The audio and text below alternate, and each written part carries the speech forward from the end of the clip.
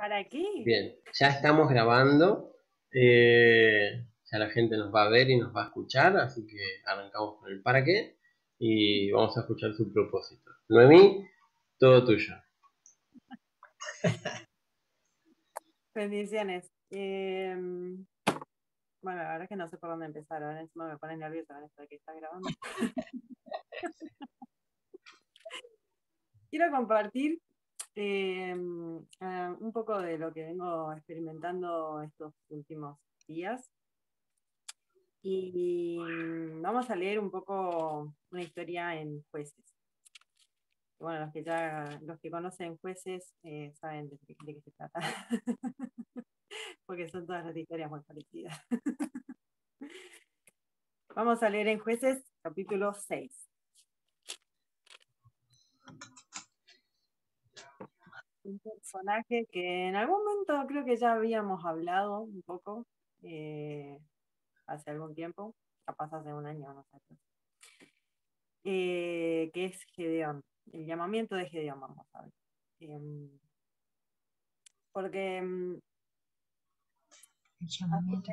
un tiempo vengo con una cuestión que es muy recurrente, sobre todo en los jóvenes, que es una pregunta muy común y razonable y normal en cualquier ser humano, que es ¿quién es Dios?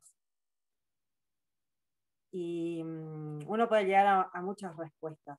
La vez pasada ya habíamos mencionado un poco de eso, de cómo uno tiene la perspectiva de Dios según las experiencias personales vividas en la infancia, en la juventud, y uno puede conocer distintas facetas de Dios, porque Dios es muy amplio. O sea, hay muchos conceptos que caben dentro del concepto de la palabra Dios, ¿no? De quién es Dios, la persona de Dios. Y dentro de esa cuestión también está cómo conocer a Dios. O sea, el hecho de si Dios es una persona, cómo lo podemos conocer, si está presente, si no está presente, qué somos nosotros delante de Él, cómo podemos encontrarlo, cómo podemos buscarlo, qué espera de nosotros. Un montón de preguntas nos surgen porque nosotros necesitamos, consciente o inconscientemente, necesitamos de Dios, necesitamos conocerle, y muchas veces estamos en una encrucijada y no sabemos ni cómo encarar esa búsqueda o eh, esa respuesta, cómo buscar la respuesta. Y en Jueces, en el capítulo 6, bueno, Jueces lo que relata es la historia del pueblo de Israel cuando entró a la tierra prometida, ya estaba viviendo, ya estaba establecido, tenían las tierras repartidas entre las distintas tribus, pero ya no quedaba nadie de los que habían salido de Egipto, no quedaba ni Moisés, ni Aarón, ni Josué, ni Caleb, y ya había fallecido también el hijo de Aarón, que era Eliezer, el sacerdote que Moisés había ungido todavía, y no quedaba ningún referente de los antiguos ancianos de la congregación que había conocido y había visto la mano de Dios, tanto para salir de Egipto como en el camino en el desierto, proveyendo el maná, proveyendo el agua, proveyendo la luz y la sombra, todo lo que ellos necesitaban en el desierto, Dios lo proveía durante el tiempo que estuvo Moisés. Y con Josué también Dios estuvo con ellos, y Josué fue también el último referente que ellos tuvieron de los que salieron de Egipto. Y ya acá en el capítulo 6 empieza el capítulo diciendo que los hijos de Israel hicieron lo malo ante los ojos de Jehová, y Jehová los entregó en manos de Madián por 7 años.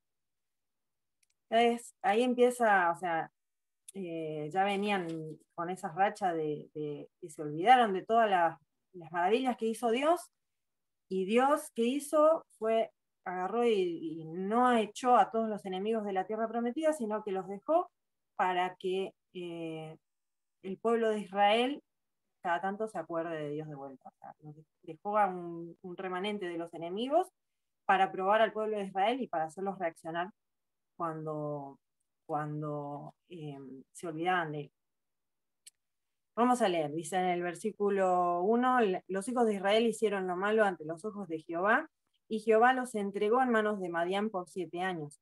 Y la mano de Madián prevaleció contra Israel, y los hijos de Israel, por causa de los madianitas, se hicieron cuevas en los montes y cavernas y lugares fortificados. Pues sucedía que cuando Israel había sembrado, subían los madianitas y amalecitas y los hijos del oriente contra ellos, subían y los atacaban. Y acampando contra ellos, destruían los frutos de la tierra hasta llegar a Gaza, y no dejaban que comer en Israel ni ovejas, ni bueyes, ni asnos, porque subían ellos y sus ganados y venían con sus tiendas en grande multitud como langostas. Ellos y sus camellos eran innumerables. Así venían a la tierra para devastarla. De este modo empobrecía Israel en gran manera por causa de Madián, y los hijos de Israel clamaron a Jehová. Y cuando los hijos de Israel clamaron a Jehová a causa de los madianitas, Jehová envió a los hijos de Israel un varón profeta, el cual les dijo: así ha dicho Jehová Jehová Dios de Israel: yo os hice salir de Egipto y os saqué de la casa de servidumbre. Os libré de mano de los egipcios y de mano de todos los que os afligieron, a los cuales eché de delante de vosotros, y os di su tierra. Y os dije: yo soy Jehová vuestro Dios, no temáis a los dioses de los amorreos en cuya tierra habitáis, pero no habéis obedecido a mi voz. Y vino el ángel de Jehová y se sentó debajo de la encina que está en Ofra, la cual era de Joás Abieserita, y dijo, y su hijo Gedeón estaba sacudiendo el trigo en el lagar para esconderlo de los madianitas. El ángel de Jehová se le apareció y le dijo: Jehová está contigo, varón esforzado y valiente. Y Gedeón le respondió: ah, Señor mío, si Jehová está con nosotros, ¿por qué nos ha sobrevenido todo esto? ¿Y dónde están todas sus maravillas que nuestros padres nos han contado, diciendo: ¿no nos sacó Jehová de Egipto? Y ahora Jehová nos ha desamparado y nos ha entregado en mano de los madianitas. Y mirándole Jehová, le dijo: ve con esta tu fuerza y salvarás a Israel de la mano de los madianitas. ¿No te envío yo? Entonces le respondió: ah, Señor mío, ¿con qué salvaré yo a Israel? He aquí que mi familia es pobre en Manasés, y yo el menor en la casa de mi padre. Jehová le dijo: ciertamente yo estaré contigo, y derrotarás a los madianitas como a un solo hombre. Respondió: yo te ruego que si hay hacia delante de ti, que tú has hablado conmigo. Te ruego que no te vayas de aquí hasta que vuelva a ti, y mi ofrenda ponga delante. Y él respondió: esperaré hasta que vuelvas. Y entrando Gedeón, preparó un cabrito y panes sin levadura de un efa de harina, y puso la carne en un canastillo y el caldo en una olla. Y sacándolo, se lo presentó debajo de aquella encina. Entonces el ángel de Dios le dijo: toma la carne y los panes sin levadura y ponlos sobre la peña y vierte el caldo. Y él lo hizo así. Y extendiendo el ángel de Jehová el báculo que tenía en su mano, tocó con la punta la carne y los panes sin levadura, y subió fuego de la peña, el cual consumió la carne y los panes sin levadura, y el ángel de Jehová desapareció de su vista. Viendo entonces Gedeón que era el ángel de Jehová, dijo: ah, Señor Jehová, he aquí, he visto el ángel de Jehová cara a cara. Pero Jehová le dijo: paz a ti, no tengas temor, no morirás. Y edificó allí Gedeón altar a Jehová, y lo llamó Jehová Salom, que significa Jehová es paz, el cual permanece hasta hoy en Ofra de los Abieseritas. Vamos a leer hasta ahí nomás, por ahora. No sé si después voy a seguir, seguramente siga un poco más, pero quería leer un poco todo el pasaje para ver el contexto de lo que es el llamado de Gedeón. Y cómo esta historia nos representa mucho a nosotros, porque muchas veces no sabemos qué hacer. O sea, estamos en una situación, no sabemos por qué estamos así, y no sabemos dónde está Dios ni quién es Dios. Y Y cuando nosotros buscamos en la palabra, entendemos quién es Dios. Dios es el que nos creó, Dios creó a la humanidad, Dios creó el universo, Dios es poderoso, Dios es grande, Dios es eterno, Dios es un montón de cosas, según la palabra. ¿Y qué es lo que pasa? Desde Adán ya entrada, el problema es la desobediencia. Acá lo primero que dice es que los hijos de Israel hicieron lo malo ante los ojos de Jehová, y en consecuencia de eso Dios los abandonó en manos de uno de los enemigos que quedaban por ahí, y ellos entraron a morir de hambre, porque empezaron a quedarse sin provisiones, porque los enemigos se topaban se llevaban toda la comida de los campos que ellos habían cultivado. Y me llama la atención en el versículo 2 que dice que los hijos de Israel, por causa de los madianitas, se hicieron cuevas en los montes, cavernas y lugares fortificados. Y me hacía pensar en lo que uno hace cuando sabe que está mal delante de Dios, y en vez de salir a buscarlo, uno se esconde, se encierra, uno se echa para atrás, y empezás a entrar en un estado de oscuridad interna en el que vos no entendés, no ves luz en nada, no ves respuesta, entras en pánico, en temor, te dejas llevar por malos pensamientos, hay oscuridad por todo lado, no ves la luz del sol, no ves el cielo, no puedes levantar la vista al cielo. Y no sé si alguna vez estuvieran en un lugar así tipo cavernoso, o en un lugar encerrado donde el aire, llega a un punto que el aire ya falta. O sea, uno está en un lugar cerrado, oscuro, húmedo, frío, y de repente estás mucho tiempo y hasta llega a faltar el oxígeno. Entonces ya no podés ni siquiera pensar con claridad porque estás mareado con todo ese entorno oscurecido y de penumbra.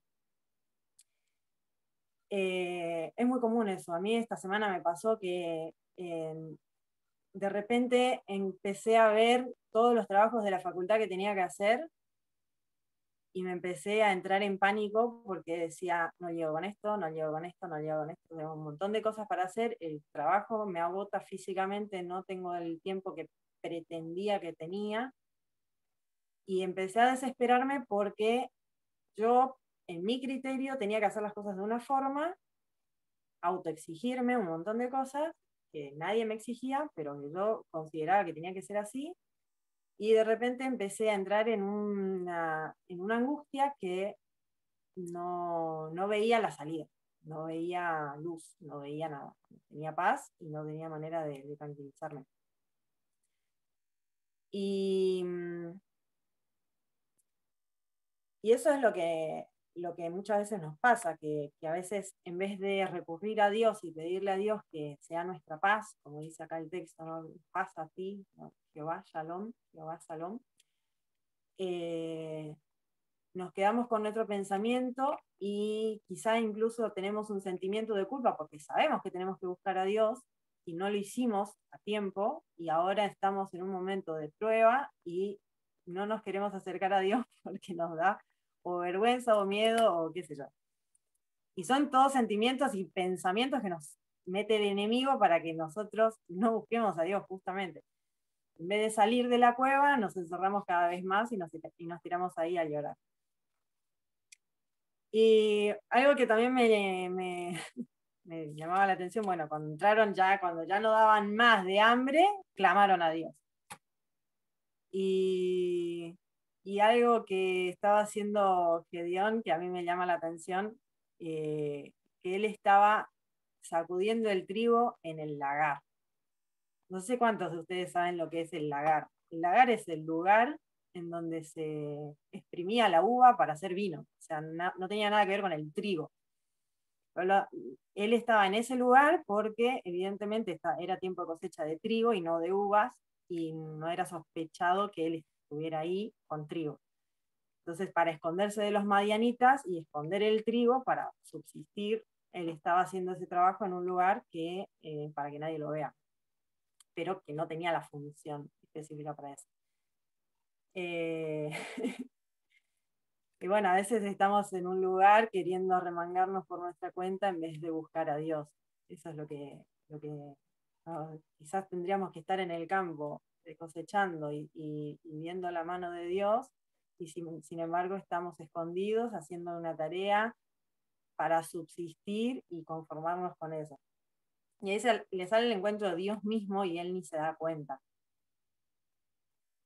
Y eso es algo que a mí me pasó esta semana, como que de repente yo estaba con un nervio terrible y en un momento reaccioné y me acordé del pasaje de Josué 1:9 que dice: yo te mando que te esfuerces y que seas valiente. No temas, no desmayes, porque yo soy tu Dios, yo estoy contigo. Y gracias a Dios logré reaccionar con ese texto, porque muchas veces me pasaba que de repente me acordaba de pasajes bíblicos y promesas de Dios, de que está con nosotros, y seguía en la mía y entraba a desesperarme y seguir desesperada y a no querer respuesta de Dios. Pero bueno, Dios me ayudó a pasar ese momento y gracias a él pude descansar, pude tener paz. Como dice acá, yo soy paz. No, Jehová es paz. Dios mismo se le presentó a Gedeón y Gedeón no se dio cuenta de que era Dios hasta que desapareció de su vista. Cuando se fue, él dijo, bueno, acá muero porque vi a Dios. Y ahí Dios le dice, no, quédate tranquilo que te voy a usar a vos para rescatar al pueblo de la mano de estos enemigos. Me llamaba, bueno, un poco lo de las cavernas, era eso lo que la alegoría, ¿no? La figura de estar encerrado, en vez de buscar ayuda, en vez de volcarnos a la palabra, buscar qué es lo que dice Dios de nosotros y de aprender quién es Dios realmente, nosotros creemos que Dios es lo que nosotros pensamos que es. Pensamos que Dios nos va a bajar un castigo porque no le buscamos a tiempo, o pensamos que nos va a acusar, o que nos va a rechazar, o que no nos oye, o que está lejos, o que no sé qué. Y Dios está ahí al lado nuestro. Dios quiere meterse, Dios quiere intervenir, Dios quiere ayudarnos, Él quiere que nosotros le busquemos, y aún en esa dificultad Él quiere enseñarnos una lección.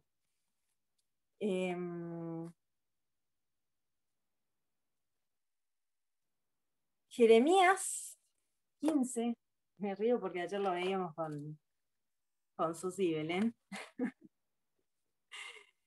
Jeremías 15,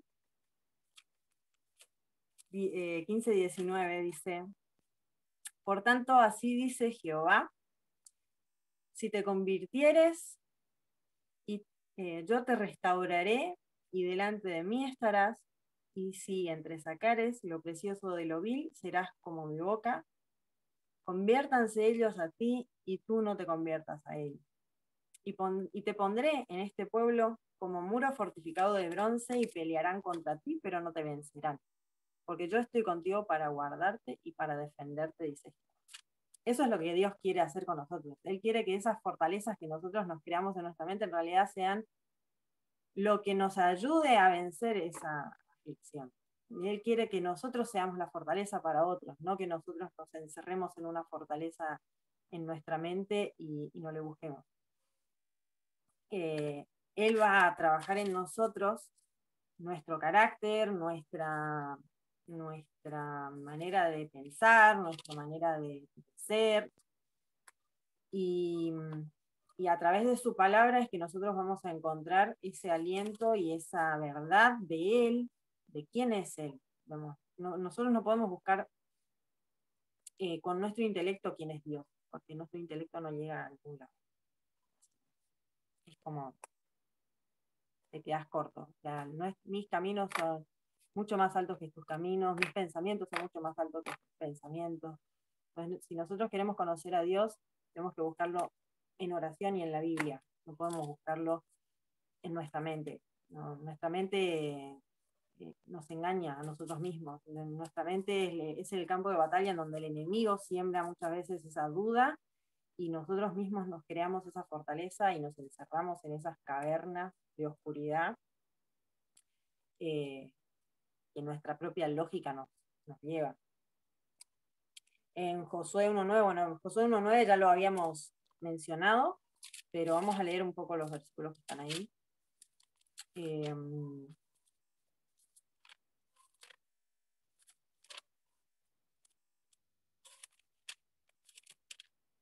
Josué 1 del versículo 5 en adelante, ¿no? También lo leímos ayer con Belén y fue, bueno, era el texto que me acordé yo en esta semana que había entrado en crisis nerviosa y me ayudó a salir. Perdón, Noé, si les parece salimos y volvemos a entrar porque queda un minuto, quizás te corte mientras lo lees. Dale. Salgamos y volvemos a entrar todos.